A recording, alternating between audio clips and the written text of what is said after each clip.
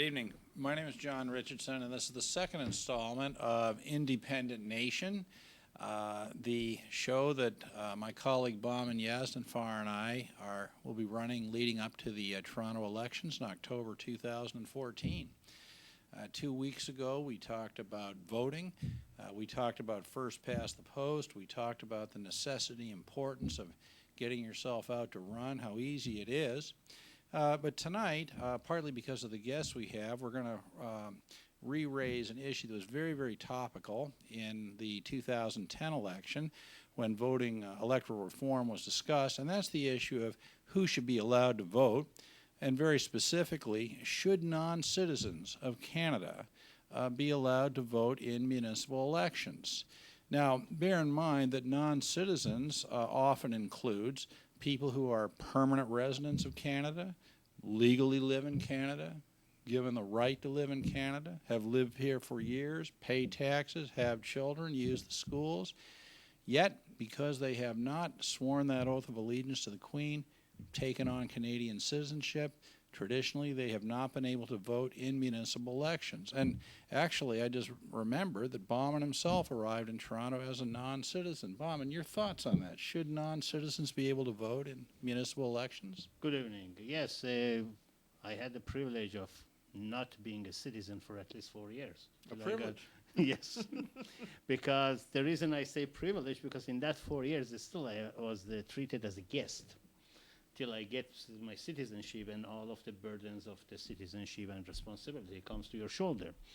Right now, as you mentioned, those residents who are not citizens, they are not allowed to vote in the municipal election or federal or provincial. And that raises a question of if they are not allowed to vote, should they pay their taxes? If they pay taxes, now that's interesting. Should they vote? That's interesting. So if we want to get privilege of living in Canada, or in Toronto for that matter, if we are willing to pay all of our dues, I think we have the right to choose who should be there.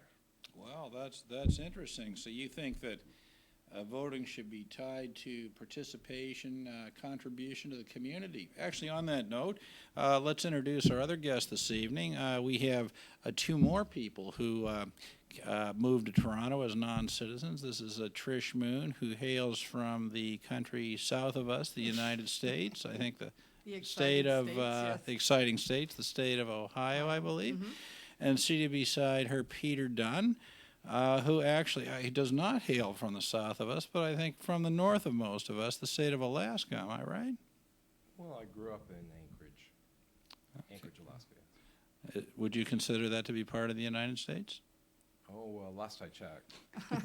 So, what's your thoughts on that? What was your experience, Trish, of moving to Toronto and not being a Canadian citizen and presumably not being able to vote?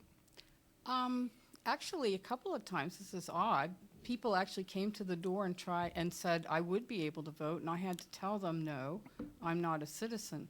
But I agree with Bauman, because if you're participating in the society and you're, doing all the things you're supposed to do, why shouldn't you have a say? I mean, basically, even in the United States, and you mentioned the taxation issue. If you are not represented, then you shouldn't have to pay tax.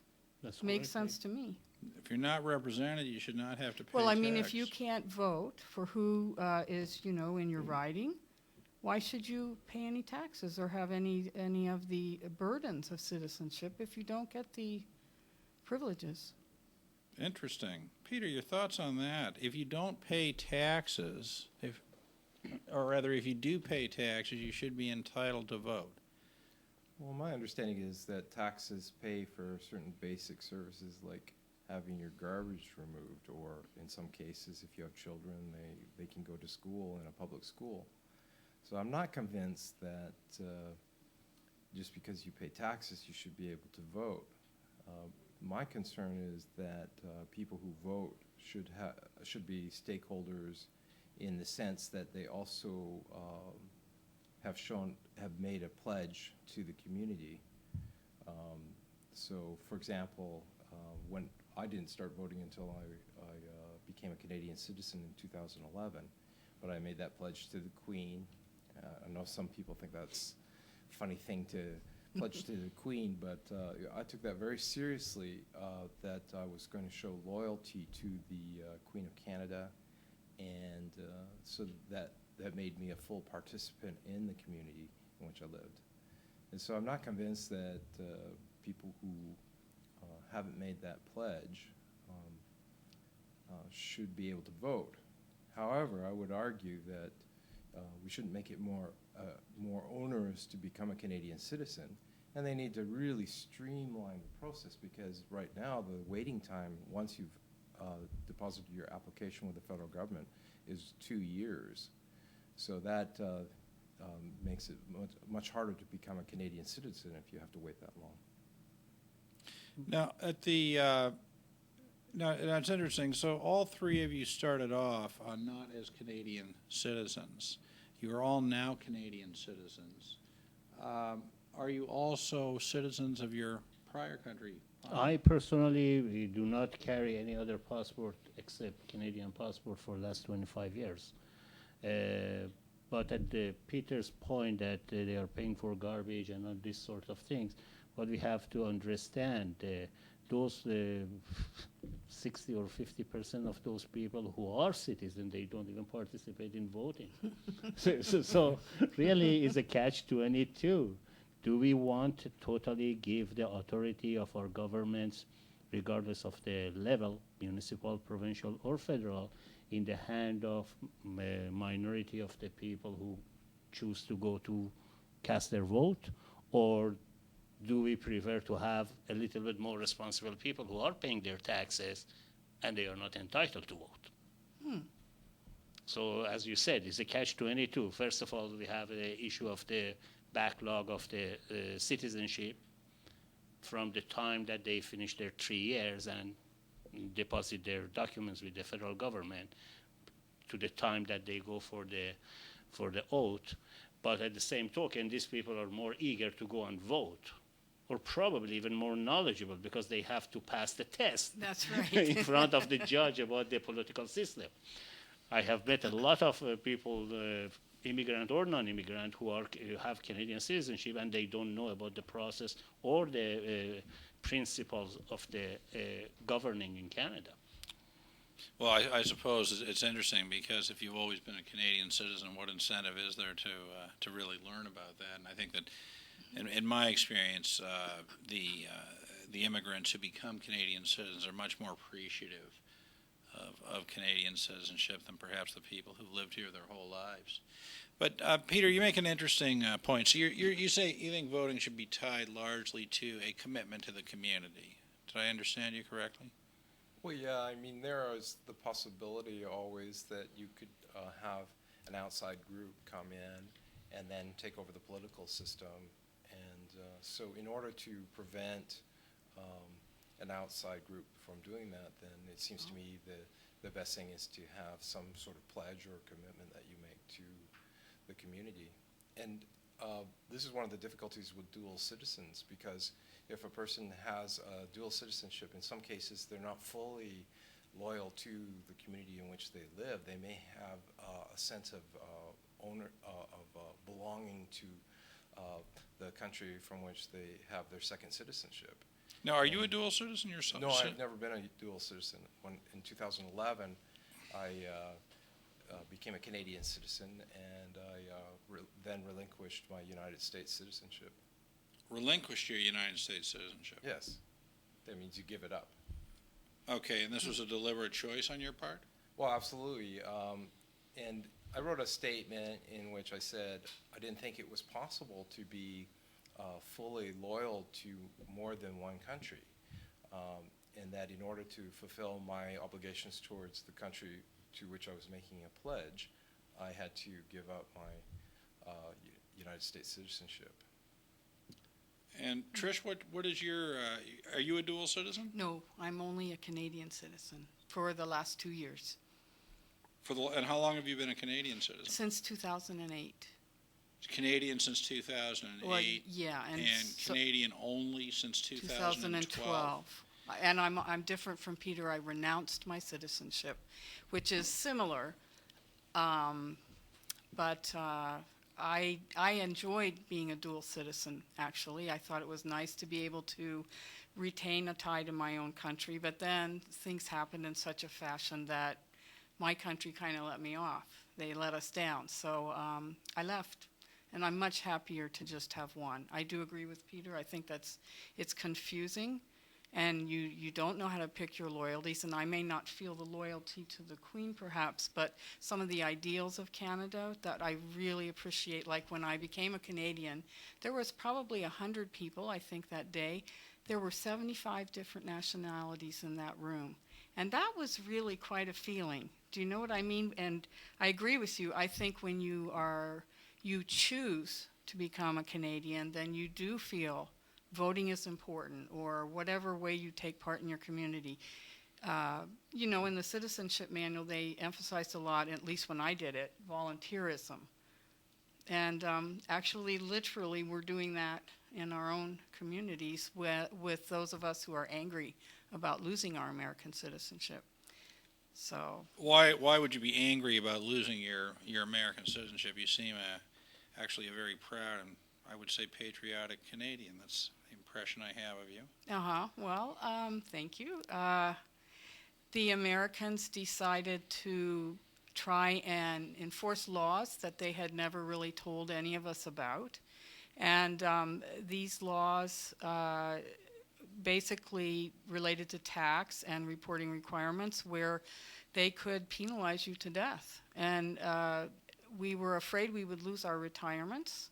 There were different kinds of things where they don't recognize our tax-deferred savings accounts, so you would have to declare them as unearned income and pay tax on it, and so on and so forth. But some of the penalties were so humongous that we just simply couldn't take that risk. I mean, we had to defend our families. What would be an example of a humongous penalty? Well, for instance, for the foreign bank account report, if you don't file a single piece of paper, they can charge you $10,000 per account per year. And this is not exactly how it worked out because I didn't understand at first what it meant, but I figured with all of our savings accounts and the registered accounts, I would have owed a fine for the 8 years you would be required of $455,000. I was scared to death. I'm sorry, and this is for not filling out a piece A of paper? piece of paper, yes. And is everyone has the $400,000? I beg your pardon? Is everyone has $400,000? Well, no, of course not. And there were other people who entered a program, supposedly that they wouldn't be charged as criminals. So a lot of people went into that program, and they were, I mean, some of the penalties you heard about those people were just horrible. I mean, Yes, I heard. and we were scared to death. I mean, for 3 months, I couldn't eat or sleep. And every moment I was on the computer just waiting, for the big news to come. The IRS had found us all. So I'm mad. You bet I'm It's mad. incredible. So the crime is basically one of not filling out forms. Piece of paper. Yeah. All right. What do you know about this? Did this in any way impact on your decision to use the word relinquish? Well, I decided not to be a U.S. citizen in 2010, the year I applied for Canadian citizenship, because I found out about this requirement that the United States had if you renounce your citizenship, that you would have to enumerate all of your assets, and if it was over $2 million, you had to pay an exit tax. And I decided, well, I don't own $2 million, but hopefully through investing and saving, and one day I'll have some money. I decided, well, I better get out now while this financial Berlin Wall isn't completely built. But you're up. living in Canada. You're living in Canada. Yeah, well, they don't care where you live. If you're a U.S. citizen, they believe that the tax laws should apply to you no matter where in the world that you live. Your first citizenship, Bauman, was what? You're not It sounds like it's a good thing you weren't American, but given what we're hearing this evening. But what was your first citizenship? My first citizenship was, I was born in Iran, but since I was 18, I was outside of Iran because I was studying Afghanistan for 7 years during the occupation of Russians. And then after that, because my parents were out of Iran, so they had to just go to Europe and wait for my landed immigrant, and from there I came to Canada in early 1986. But you don't have, but I guess my question is, in all these places where you've lived, do you have any of this experience of a government chasing you around the world for Well, taxes? yes, actually, Trish mentioned that a state of fear. I remember last year in June, I was attending one of the sessions regarding this U.S. tax issue, just being administrative, helping a friend of mine. And for a couple hours that I was there, and people came to the microphone and started to tell their own stories, for me, immediately after almost 30 years, it was a flashback of the time I was in Afghanistan, when the Secret Service there, when the Secret Service of Russian were there, when people used to knock on doors at the middle of the night and grab young men and women and disappear. And I was thinking, these people do not have that, but they have the very state of mind as they had. It was my first impression from their face, especially when I saw grown men and women in free land like Canada, in Toronto, multicultural society, they start to cry at the age of 55, 65, or even I saw a lady, I think she was in her early 70s, and she was not only furious, she was fearful of her whatever year left of her life.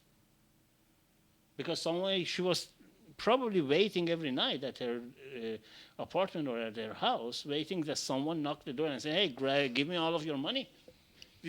That was the impression I got, because I saw that kind of the faces in the past. Well, it's a fact that the Canadian government has signed on a deal with the Americans, the Border Action Plan, and over the course of time, American police officers will be able to come up and operate on our soil. And originally, it was supposed to be under the direction of the RCMP.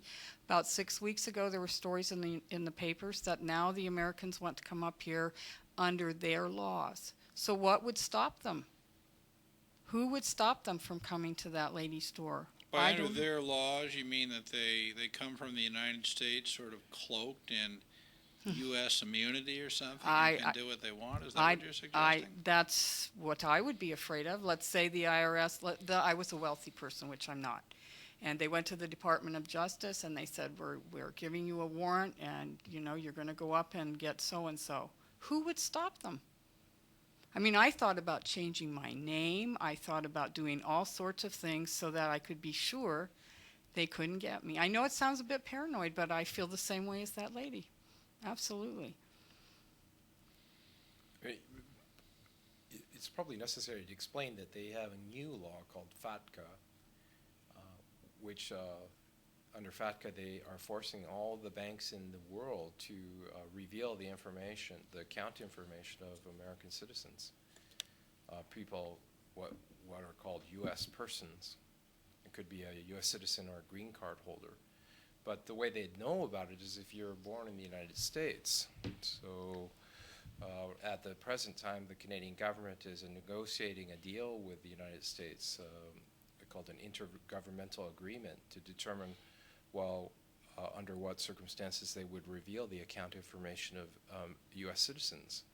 Now, there's 1 million U.S. citizens living in Canada, so it's very possible that people who live here, who work here, who earn all their money here, their houses are here, all of their bank accounts are here in Canada, that information would be divulged to the Internal Revenue Service of the United States.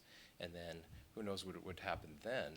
I mean, it's possible that the IRS would then just send them a bill for half of what's in their accounts, because the maximum civil penalty for an undisclosed undisclosed account in the United States, foreign account, which, they're Canadian accounts, but they're foreign as far as the United States is concerned. They're local to you, aren't they? They're local to us, but they're foreign as far as the United States is concerned. So that the maximum civil penalty for an undisclosed foreign bank account is 50% of the maximum balance of that account for the year. So if the Canadian government gives over the account information of somebody like Trish or myself, and we had our retirement savings, then it's very possible that the IRS would then send us a bill for 50% of what's in that account. That sounds fantastic. Why would any country, I mean, I'm not aware of a precedent for this in the world where a country has chased its citizens outside its borders? Except Germany at the Second World War. They chased their citizens outside the borders? Yes, because they were in the war.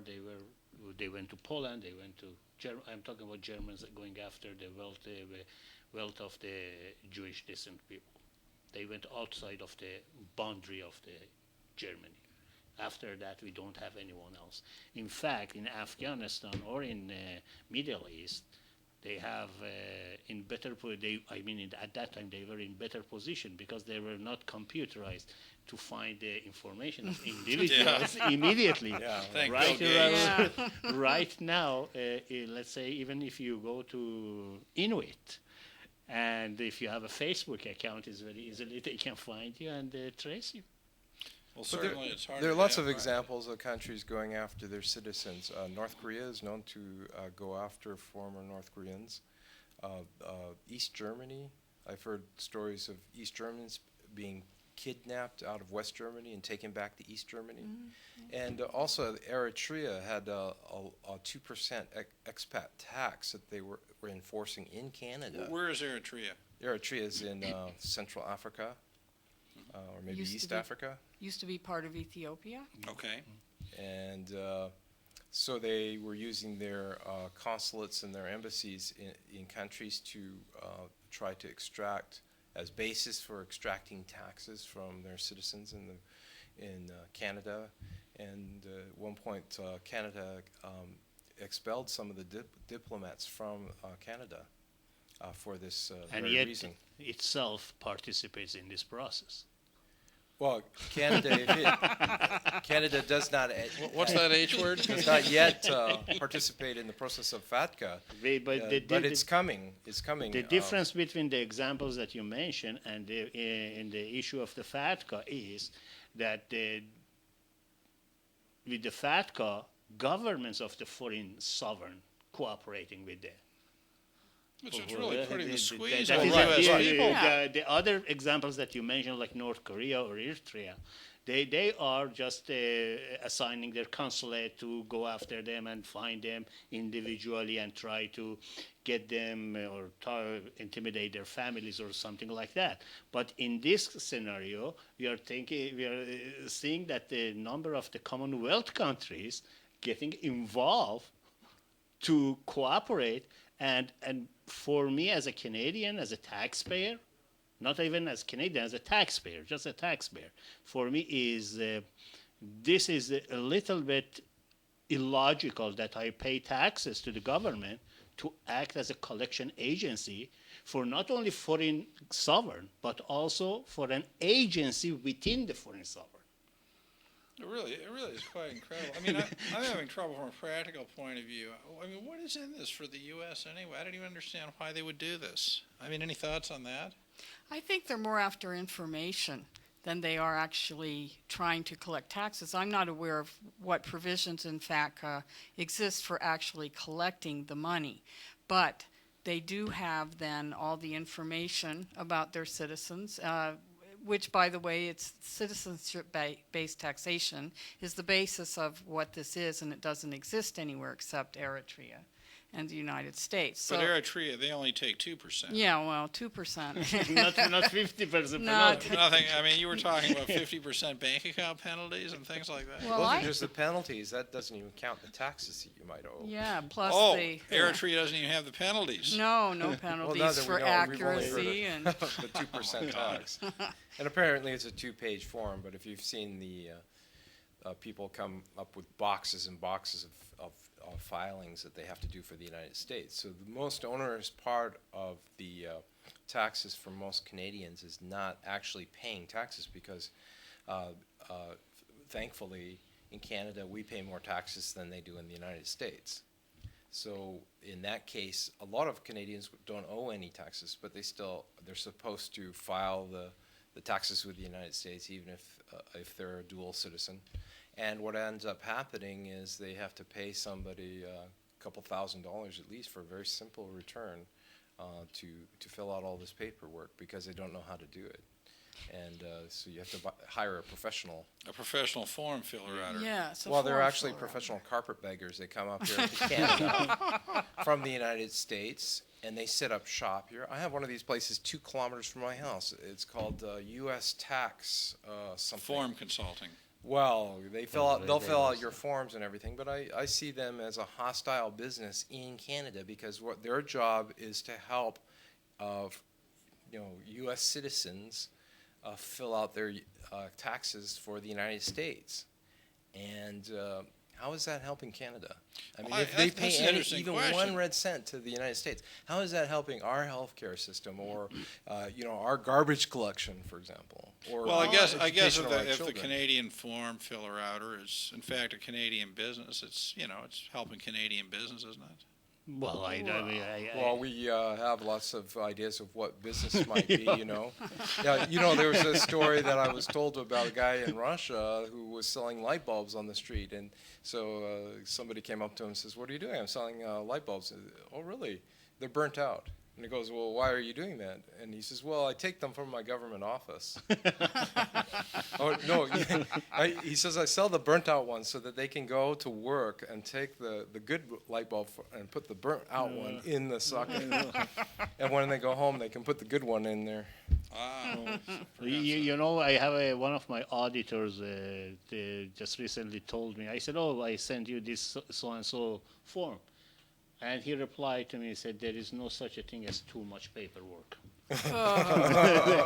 So what you're telling me, I don't know if he was being facetious or he was just being serious. That one day I will see him and I will ask him.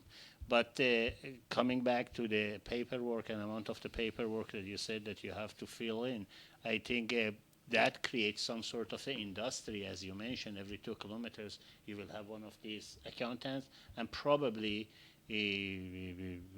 having a roommate, a lawyer, of course, Yeah. sitting there and But I claiming don't- that we are giving you advice on how to fill that. Yeah, I don't consider it a legitimate business. Now, imagine if China decided that it was going to put an expat tax on everybody who is ethnically Han Chinese. Yes, they have Okay. to hire India to So do that.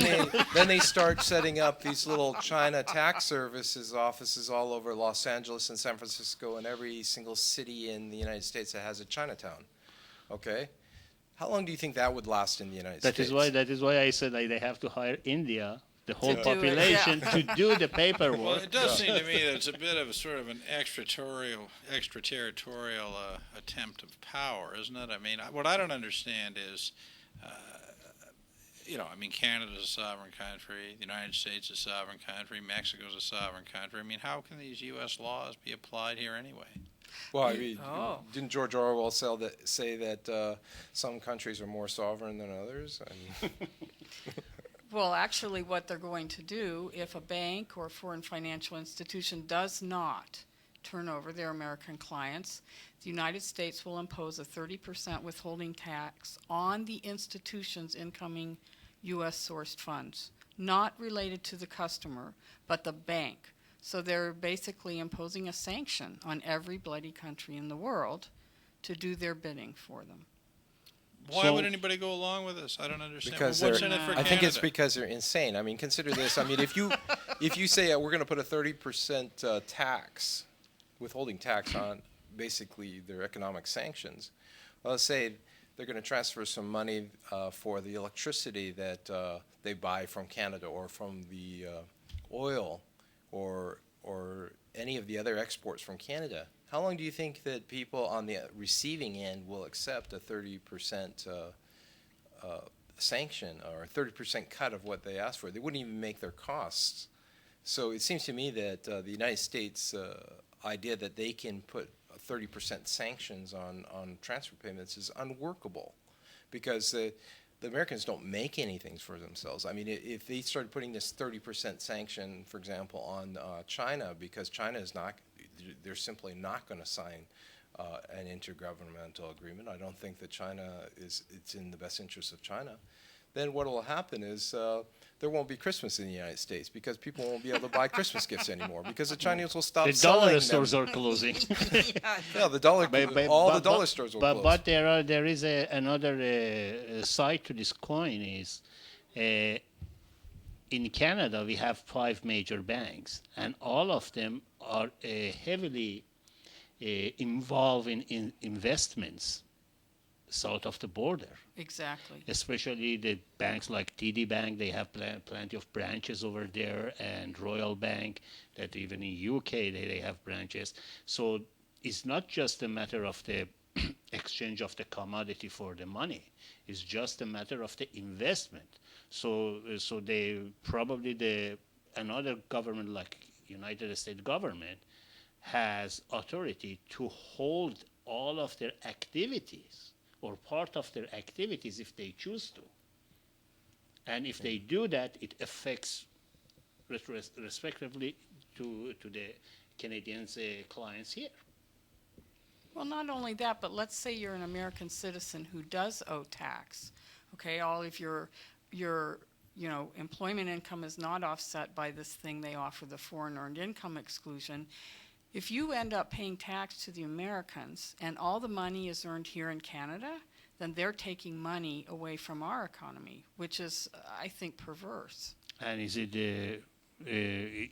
thing is not new. I think since 1991-92 that they lacks the whole ownership of the foreign investment in Canada, which is now a foreign company can hold even up to 100% of the ownership. That opens a gate for this type of activity. Yeah, there's nothing good about this for Canada, nothing, and we can't understand why the finance department or whoever exactly it is has been negotiating in secret for at least, a year and a half, I believe. Has they signed their IGA? Not yet, but we've been hearing it's imminent for over a year. And we're trying to figure out what are they, we're hoping the Canadian government has something in their pocket to prevent this from happening. So Well, they could, say something like, no. Yes, that would be nice. Simple no does the job. Well, Would one be wonders to what degree these 5 major banks has control over the government itself, because the 5 major banks, as you say, are heavily invested in the United States. Now, they will tell you that they have to obey a U.S. law, but they're Canadian banks, which are supposed to be governed by the Bank Act of Canada, not by laws written in Washington, D.C. Well, So there is a difference between the act and policing the act, of course. Well, yes, but when I became a Canadian, I did so. I made this pledge to the Queen of Canada. I mean, to bring it back to the question of citizenship, I made this pledge to the Queen of Canada because I wanted her protection. So the first non-negotiable aspect of the contract between a nation and a citizen is that the nation will protect its citizens. Well, that is the ideal way and the common way to look at it. But the way that we have witnessed in the last decades or two, either to some extent Canada, but mostly in the United States, that the governments running the country like cattle rangers. They just get their citizens and then brand them, and they become their property rather than they have their rights. Well, that certainly would be true in the case of American citizenship if they're chasing their citizens all around the world. But actually, on that point, on the issue of American citizenship, I have heard, and perhaps either Trish or Peter have some information or thoughts on this. I mean, when does this end? I mean, what about the children of Americans in Canada? Are they also American citizens, or I mean, does this go on forever? Well, if the children are born in Canada, then there's no way for the United States to prove that they're Canadian. I mean, that they're Americans, and so it really ends with those who have a birthplace in the United States. Well, not exactly, Peter, because many Americans have registered their kids. It used to be a, a privilege you'd want to give your children. They'd have the right to work there because the economy was so booming, or going to university. That's the reason I registered my son.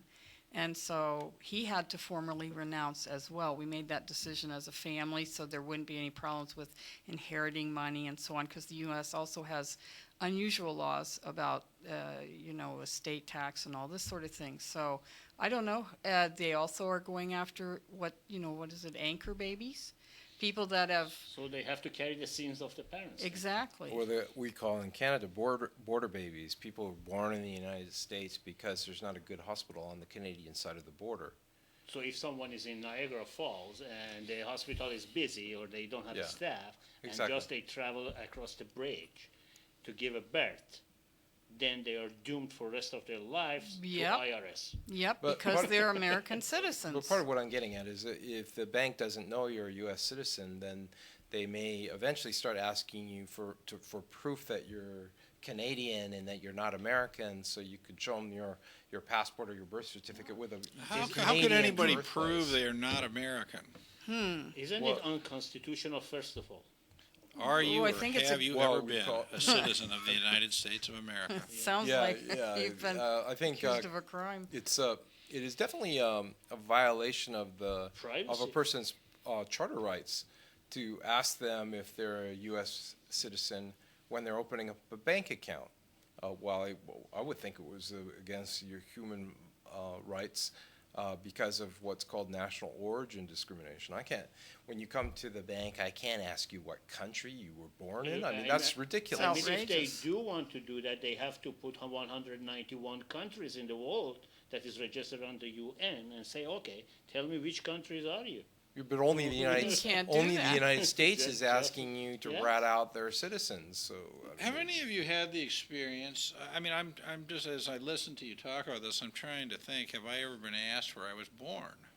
And I don't think I have. You mean at a bank? Well, anywhere. Anywhere? Well, other than maybe at a border Oh, well, crossing well. into another country. But I mean, just in day-to-day life, I don't recall ever having been asked where I was born. Unless I am just buying eggs and the guy has interest on my accent. Yeah, Nobody else. exactly. Yeah. Well, Yeah. do you have a passport? It's on your passport. Yeah. No, it is on the passport, but I'm saying nobody asks you. Yeah, well, it's on the form. You have to fill out the form. Yes. You're being of course. asked. Well, if you're pulled over for a speeding ticket, they don't ask you where you were born. That is No, it. that's You true. open a bank account. I haven't opened one for many years, but I don't recall ever having been asked where I was born. Well, if a policeman asks you where you were born when he pulls you over, I mean, that might be a reason to try to get him fired. You'll Let say me, that is let me lying. ask you a question, just to kind of shift this ever so slightly. A couple of weeks ago, it's no secret that the government of Canada is in the process of considering the reform of the citizenship laws in Canada. And one of the things that I saw a couple of weeks ago was the clear statement that they were rethinking the question of whether citizenship should be a function of place of birth. In other words, does the fact that you're born in Canada necessarily make you a Canadian citizen? As I recall, what I thought I read anyway was the suggestion, well, this is a very outdated view of citizenship. I mean, what is the significance of place of birth in any case in the modern world? It's certainly, you don't have a choice where you're born. Well, that's true. You know, it's what's called in the law an immutable characteristic. Why should that matter anyway? Well, it's like to me, it's like a religion. Is the way the human function works. Because you were born here, and because you are Christian or Muslim or Jewish or whatever, therefore you follow the tradition. But in reality, kids get to the age of 15, 16, they start to develop their own minds, and they start to choose their own path. So I believe, as you mentioned, if there is such a significant change in the citizenship law, it has to be such a way to be protected up to age of, let's say, legal age of 18, and after that, give the choice to them whether or not you want to continue. In other words, you know, maybe as a starting point, it's interesting to me that I think I'm right on this, that you mentioned the Charter of Rights, Peter. And I know that there is a section of the Charter of Rights, I believe it's Section 6, that specifically says that every citizen has the right to enter and leave Canada. But there is not, to the best of my knowledge, a provision in the Constitution of Canada that defines what a citizen is. And now that's different from my understanding of the United States, where I think the 14th Amendment specifically says if you're born in the United States, you are a U.S. citizen. With only one exception, something about being if it's a foreign diplomat. If you're a foreign Yeah, if you're a Yeah, foreign in other words, diplomat, then their kids are not. The only person who can safely enter the United States is a foreign diplomat. Correct. Well, not anymore after the Devyani Kobogati incident. What's all that about? Well, she was a diplomat who was Oh, you mean the arrested woman in New York? Yeah, Yeah. yeah. Oh, that was an incredible story. Ugh. What was the story? You haven't heard? Oh, maybe Peter viewers, seems to be more up on it. for our Yeah, viewers. Peter, Well- what's the story of the? Well, she is a consular diplomat in the United States and was arrested, strip search, and cavity For search India, by right? the For India. Yeah, U.S. from Marshal India. Service because she had a maid that she apparently paid less than a minimum wage to, and that disagreed with the forms that they filled out to get the visa. Another form violation. Yes. Yeah, well, So form is precedes all the rights of human being. Then. well, Form you is the have to key. cross your T's and dot your I's, don't you? Otherwise, you're guilty of form We had crime. a similar Foreign situation here a couple of years ago with the Form crime? no, with the MP from a lady MP from Brampton who was not paying treating Her house? maid Yeah, same thing. from India properly. That was Yeah. also somebody from India, wasn't it? Yes. Interesting. Yeah, but they didn't strip search her. Oh no, that's what I'm trying to But say. Yeah. she wasn't a diplomat either. Oh, she was MP. Yeah. What I'm saying is here they were more lax about this issue. Well, yeah, but diplomats are subject to a higher standard of protection than just regular run-of-the-mill MP, aren't Well, they? right. If you want to maintain relations with the country, you don't start rounding up their diplomats and strip searching them. Well, And that the doesn't Indians appear to were- be the U.S. position.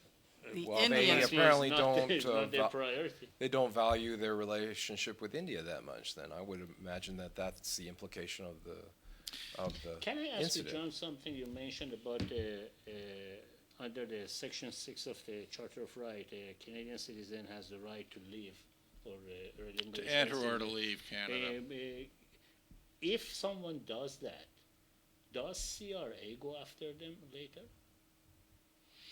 I honestly don't know. I've never had same way that the ever had IRS the is pleasure doing of it right having now. any tax agency chase me. that's good. Yes, I don't. I have no idea. I have no idea. Because the way that you guys are explaining, IRS is doing that. Even if you relinquish or denounce, still you have to do certain part of the tax Well, uh, Five They do have, years. filing. as and- far as I know, if you leave Canada and become a resident elsewhere, you do have to settle with the CRA. There is a and- departure tax, yes. And in some cases, it would mean doing a mark-to-market of your assets and then paying tax on them. I'm not sure. I'm not a tax person, so I don't know what the rules are. The difference being with the United States is that when you go into a consulate, say you've been living in Canada for the last 40 years and you go into a consulate and you renounce your citizenship, you have to settle up, and then you make a long list of your assets, including all of your assets in Canada. For example, your house, your RRSP, and any of the other accounts that you might So have. sorry, are you telling me that somebody who's lived all their life in Canada, all their money earned in Canada, all their assets in Canada, who's American, and who renounces might have to pay some money to the United States? As far as the Absolutely. United States is concerned, they don't care where the money was earned. It's that you are a U.S. citizen. That's basically the same thing as having a tattoo on your butt that says "Property of the United States," and therefore, whatever you own in another country belongs to the United States. So they have the right to tell you that you owe so many thousands of dollars on the house. But I would think they or care on your very other much. I mean, assets. isn't it more to their benefit to extract money from other countries? I'm sorry. Isn't what you said? They don't care, where you are in the world. I mean, actually, for them to be able to impose an extra tax on people who don't live in the United States is certainly an economic benefit to the United States. Well, yeah, isn't it? Oh. if they could enforce it, but they have no means to enforce it, except one, and that is by if you don't do it, there is a fear that you wouldn't be able to enter the United States again because they might assess you some kind of penalty or For not filling out a form. Another for form not crime. filling out the form and Another telling them form. how much your assets are and not paying the tax, that you could, if you went back to the United States, you could be, people are Thrown in afraid that they jail. might be arrested or detained. It's, to get out cleanly, you have to fill out the forms and do the forms. But there's always a possibility of just renouncing your citizenship, and just simply forgetting about the tax filing requirements of the IRS. You can do that, but then it makes it uncertain what would happen to you if you went back to the United States. But administrative portion of the applying this such a law it's huge. It's very expensive to be able to enforce this kind of a law in the whole world. I mean, I'm having trouble seeing how this could possibly be worth it for the United States. That is or why any I'm other saying, country to I be mean, chasing people around. Yeah, but even if they collect $1 trillion, if they have to spend another trillion to just do that, it Well- reminds me of city of Toronto. In last 10, 15, 20, almost 20 years, every single year I hear the city of Toronto says, oh, we have 5,000 or I'm just using this number approximately 5,000 homeless people in the city of Toronto, and we do all our best to shelter them, and we spend $200 million a year for them. So it comes to $40,000 per homeless. If they give them $20,000, which is equal to the minimum wage right now, they save $100 million in the first place. so I don't understand the logic behind the spending or throwing the good money after the bad. But it's not about revenue. It's actually not about that. It's about punishing people for leaving. They don't have anything else to do. All of the issues in the United States has been resolved. Now we are focusing on the people outside of the country, how to scare them. Well, the thing is that rich people in the United States have been known to renounce their citizenship and move to another country, and in that way they escape certain kinds of taxation in the United States through tax loopholes. And so the laws that are designed to tax citizens in other countries and to force them to pay exit taxes and this sort of thing are actually punishments for leaving and giving up your citizenship. But what you're describing is just as like burning wet and dry in the same pile. So that means because they want to go after just a few people or a very small number of people with a high amount of the wealth, therefore they are just applying it for the rest of the population who choose to live outside of the United States, even if they are in the moderate income or even below average economy. Well, they're misapplying the law. The laws are written for the people who are wealthy. For instance, this FBAR, this foreign bank account report, that's intended to be towards Americans who live or they're resident in the United States and they have foreign accounts outside the country. And instead of, following the intent of that law, they look at it very fundamentally and they say, you live in Canada and that's a foreign account. So who are they getting? They're getting all the little guys because the wealthy people have lawyers who get them out of this. And they know darn good and well, the IRS knows, the Congress knows, and they do nothing to fix it.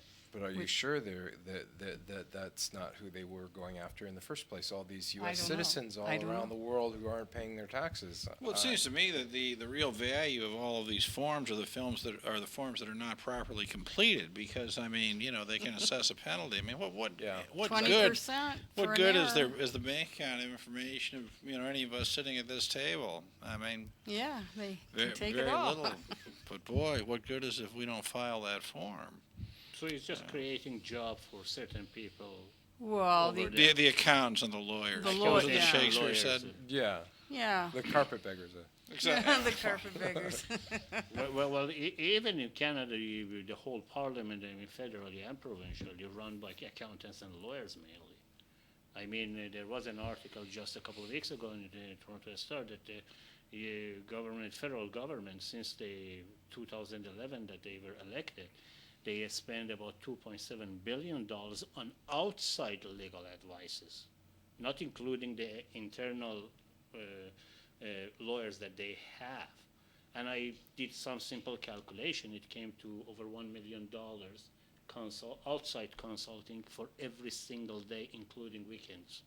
You know what I find amazing is, this whole culture we live in of forms and compliance and lawyers and accountants. The saddest thing about it is, and I hate to admit this about myself, but it's true, Uh-oh. is that, it is the compliance burdens of life, these forms are so great that, when I file my taxes every April 30th, I breathe a sigh of relief and feel that I've actually accomplished something. I mean, it's very sad, isn't Or it? at least a task is Off the No. table. I'm being honest here. I feel like I have really accomplished something of significance. When I get these forms filled out, and yes, it's and better send than them in. birthdays. But you're telling me the U.S. situation is far, far worse.